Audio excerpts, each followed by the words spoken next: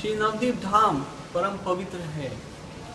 श्री कृष्ण अपने पार्षदों के साथ और पूरी साज सामग्री के साथ यहाँ अवतरित हुए हैं। श्रीमती राधिका रानी ने स्वयं इस स्थान की रचना की है। इसका वर्णन शिव जी पार्वती जी को करते हैं। शिव जी बताते हैं कि किस तरह से इस स्थान की, इस धाम की रचना हुई। एक बार वृंदावन में श्री कृष्ण विजया गोपी के साथ लीला कर रहे थे, क्रीड़ा कर रहे थे। वैसे ही जैसे कोई मधुमक्खी भौरा कमल पुष्प के पे क्रीड़ा करता है, उसी तरह वृंदावन में किसी कुंज में श्री कृष्ण विजया गोपी के साथ थे। किसी गोपी ने इस बात की सूचना दी और राधिका रानी फौरन उस स्थान पर पहुंचती हैं और श्री कृष्ण राधा रानी को आते देख वह अदृश्य हो जाते हैं और विजया गोपी एक नदी में परिवर्तित हो जाती है। तब श्रीमती राधा रानी सोचती हैं कि कैसे श्री कृष्ण को उनकी अन्य प्रेमिकाओं से दूर रखा जाए और उनके प्रति, राधा रानी के प्रति हमेशा आकर्षित रखा जाए। तो इस तरह से वे चिंतन करती हैं और श्री कृष्ण को हमेशा आकर्षित रखने के लिए वह एक नए स्थान की रचना करती हैं। उन्हें प्रलोभन देने के लिए वह स्थान हमेशा चारों ओर से गंगा और यमुना नदी से घिरा हुआ है और श्रीमती राधिका रानी अपनी सारी सखियों को वहाँ एकत्रित करती हैं। उस स्थान को सुंदर पुष्पों से, सुगंधित पुष्पों से, जैसे मल्लिका, मालती, जैस्मिन इत्यादि से सजाती हैं। सुंदर पक्षी जो हमेशा कृष्ण के नामों का गुणगान करते रहते हैं, गायन करते रहते हैं, और सुंदर पशु जैसे हिरण इत्यादि जो हमेशा वहाँ पर खेलते रहते हैं। तो इस तरह से एक बहुत सुंदर स्थान की रचना करती हैं जहाँ पर कामदेव का हमेशा वास होता है। जो स्थान गंगा और यमुना के मधुर सुगंधित जल से हमेशा सुरक्षित और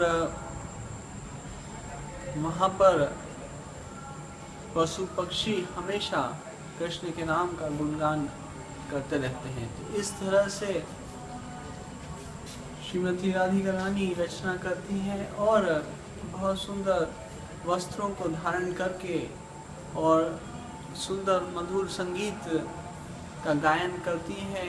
बांसुरी पे गाना शुरू करती हैं और उससे आकर्षित होकर श्री कृष्ण वहाँ उपस्थित होते हैं। श्री कृष्ण को देख के राधा रानी परम आनंदित होती हैं। उनका हाथ पकड़ के परम उत्साह, आनंद का अनुभव करती है और श्री कृष्ण भी उस स्थान की सुंदरता, मधुरता को देख के और श्रीमती राधिका रानी के भाव को समझ के परम आनंदित होते हैं। और श्री कृष्ण इस तरह से संबोधित करते हैं कि हे राधा रानी, तुम मुझे सबसे अधिक प्रिय हो, तुमसे अधिक प्रिय मुझे और कोई नहीं है और मैं तुम्हें छोड़ के कभी कहीं नहीं जाऊंगा। और श्रीमती राधिका रानी कहती हैं कि तुम यहाँ सदावास करो। और श्री कृष्ण उस आग्रह को स्वीकार करते हैं। तो श्री कृष्ण वचन देते हैं कि मैं यहाँ इस स्थान पे हमेशा वास करूँगा। और श्री कृष्ण वचन देते हैं कि जो भी इस स्थान पर दर्शन करेगा वह सभी तीर्थ स्थलों के दर्शन के पुण्य को प्राप्त करेगा। यह स्थान वृंदावन से अभिन्न है। तो इस तरह से श्री कृष्ण कहते हैं कि यहाँ पे सभी पवित्र, यहाँ पर सभी पवित्र तीर्थों का वास होगा। यह वृंदावन से अभिन्न स्थान होगा और जो भी यहाँ पे दर्शन करेगा, उसे भक्ति करेगा, उसे गोपी भाव में राधा कृष्ण की सेवा का अवसर प्राप्त होगा। तो इस तरह से श्री कृष्ण यहाँ वचन देते हैं और